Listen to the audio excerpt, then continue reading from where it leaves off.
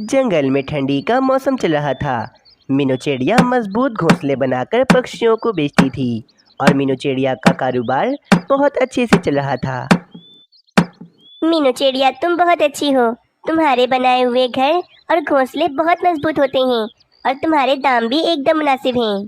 हाँ, बुलबुल ठीक कह रही है। मीनू चिड़िया, तुम हम पक्षियों का बहुत ख्याल रखती हो और तुमने कितने सालों से घरों के दाम भी नहीं बढ़ाए। वो इसीलिए पक्षियों, क्योंकि मैं तुम सबको मुश्किल में नहीं डालना चाहती। मेरा घर तुम सब पक्षी आराम से खरीद लेते हो और मुझे मुनाफा भी अच्छा खासा हो जाता है। इसी जंगल में कालू कौवा भी रहता था। कालू कौवा काफी आलसी था और कोई काम काज नहीं करता था। रानी कौवी तो कालू कौवे से बहुत परेशान थी। कालू जी, आपने मुझे बहुत परेशान कर दिया है। मैंने अपने भाई को बुलाया है, अब वही आपको सबक सिखाएंगे।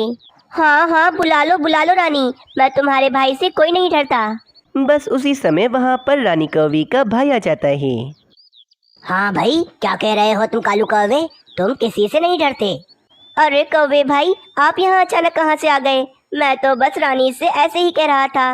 मैं तो आपके अलावा किसी से नहीं डरता।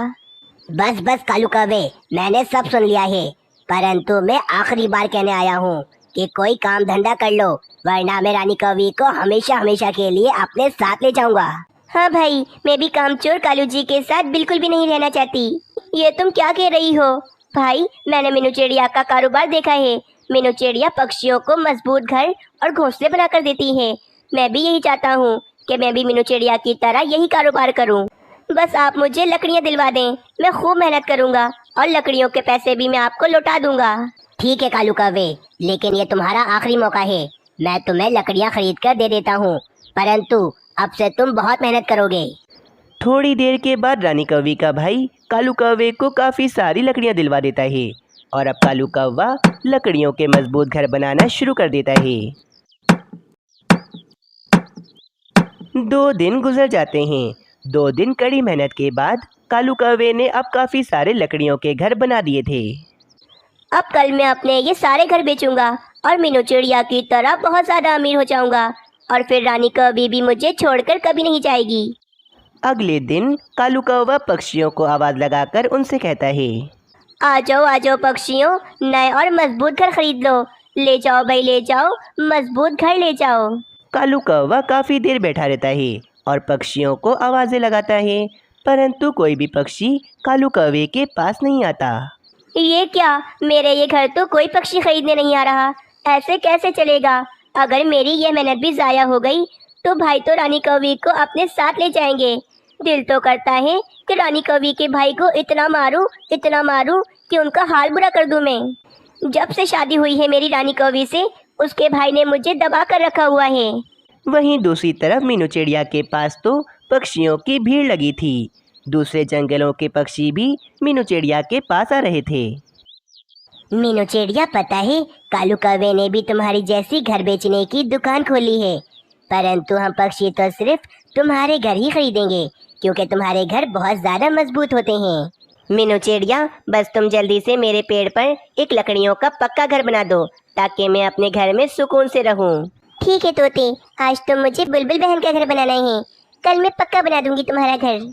कालू कौवा मीनू चिड़िया के चलते धंधे को देखकर काफ़ी ज़्यादा जलता है। मीनू चिड़िया ने सारे पक्षियों को अपना बनाया हुआ है, जभी तो कोई पक्षी मुझसे मेरे घर नहीं खरीद रहा। मुझे किसी भी तरह सब पक्षियों को अपनी तरफ लाना होगा और ये जब ही मुमकिन है जब मीनू चिड़िया अपना कारोबार बंद कर दे। मैं मीनू चिड़िया का ये घर बनाने वाला कारोबार बंद करवा कर ही रहूँगा। बस फिर क्या था, कालू कौवा बुलबुल के घर के पास जाता है। ये बुलबुल का घर मीनू चिड़िया ने आज ही बनाया है, अब आएगा मजा। फिर कालू कौवा बुलबुल के घर में न होने का फ़ायदा उठाकर उस घर पर ज़ोर ज़ोर से उछलता है, जिस कारण वे घर काफ़ी ज़्यादा कमज़ोर हो जाता है। बस अब ये घर बहुत ज़्यादा कमज़ोर हो गया है, कुछ ही देर में ये घर टूट फूट जाएगा। ये कहकर कालू कौवा वहाँ से चला जाता है। कुछ ही देर बाद जब बुलबुल वहाँ पर आती है तो वे देखती है उसका घर तो नीचे गिर के टूट चुका था और उसके अंडे भी उसी घर के अंदर ही दब चुके थे। अरे बाप रे बाप, ये क्या हो गया? मैं तो लुट गई, बर्बाद हो गई। मेरे अंडे, ये घर कैसे टूट गया? ये तो नया घर मैंने मीनू चिड़िया से बनवाया था ना, मैं छोड़ूंगी नहीं उसे। बुलबुल गुस्से में फौरन मीनू चिड़िया के पास जाती है। मीनू चिड़िया, मेरे पैसे मुझे वापस करो।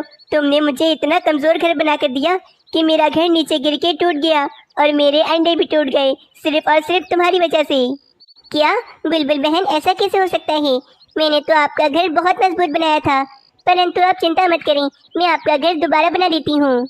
नहीं मीनू चिड़िया, अब मुझे तुम पर भरोसा नहीं रहा, मैं तुमसे कोई काम नहीं करवाऊंगी, बस तुम मेरे पैसे मुझे वापस करो। फिर मीनू चिड़िया बुलबुल के पैसे उसे वापस कर देती है।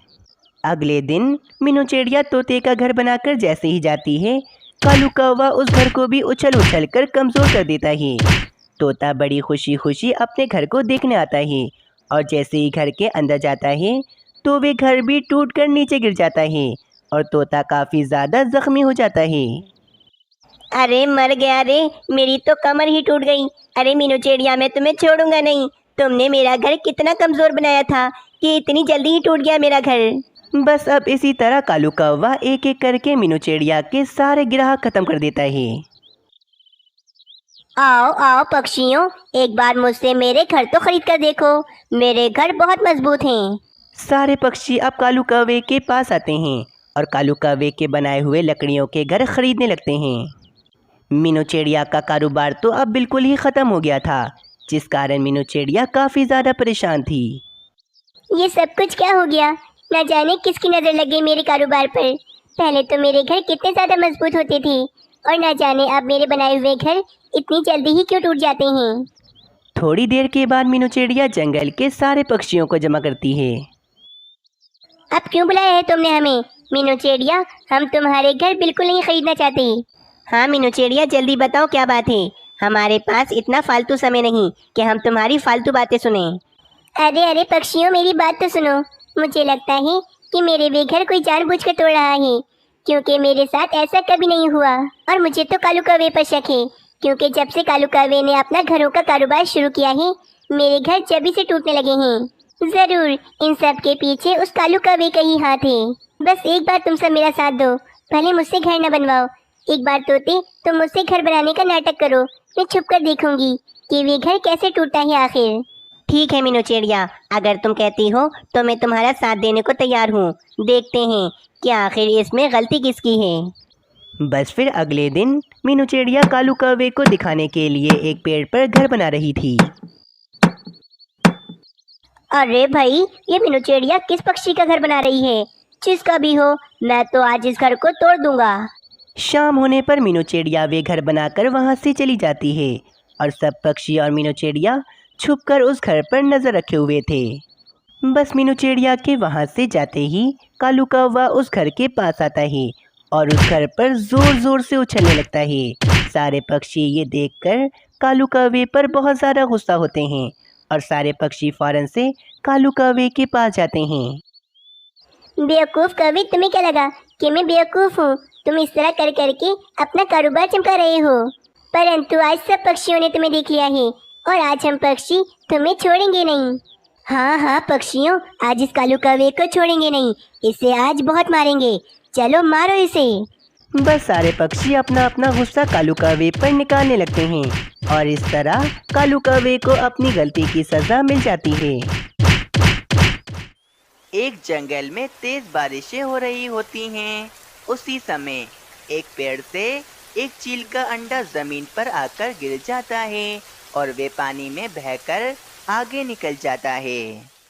अगले दिन बारिशें भी रुक जाती हैं और वे अंडा पानी में बहते बहते एक पेड़ के पास आकर रुक जाता है। वहीं से एक सोनू चिड़िया भी गुजर रही होती है। सोनू चिड़िया की नज़र उसी अंडे पर पड़ती है तो सोनू चिड़िया फौरन उस बड़े से अंडे के पास आती है। अरे, ये अंडा किस पक्षी का है? ये अंडा तो काफी ही बड़ा है, शायद ये चील का है, परंतु ये कितना बड़ा है, क्यों ना मैं इसे अपना ही अंडा बना लूं। अगर मैं इस अंडे को यहीं पर छोड़कर चली गई तो कोई दुष्ट उल्लू इस अंडे को तोड़कर पी जाएगा। इससे बेहतर तो इस अंडे को मैं अपने साथ ही ले जाती हूँ।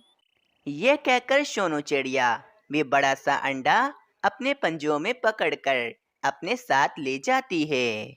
सोनू चिड़िया अपने 2 अंडों के साथ चील का बड़ा सा अंडा भी रख देती है।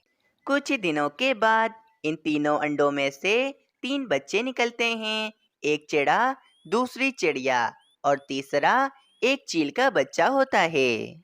सोनू चिड़िया ने चिड़िया का नाम मीनू चिड़िया रखा था और चिड़े का नाम मानो चिड़ा रखा था, और तो और उस चील के बच्चे का नाम बबलू चील रखा था।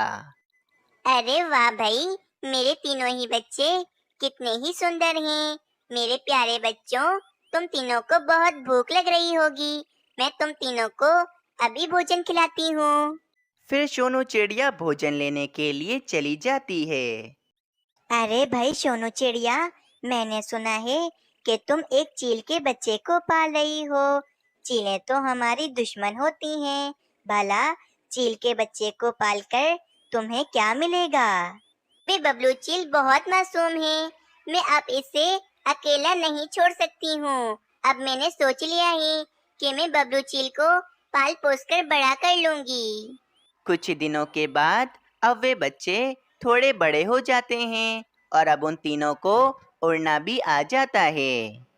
और अब यहीं सोनू चिड़िया की तबीयत भी काफी ज्यादा खराब रहती थी। एक दिन की बात है।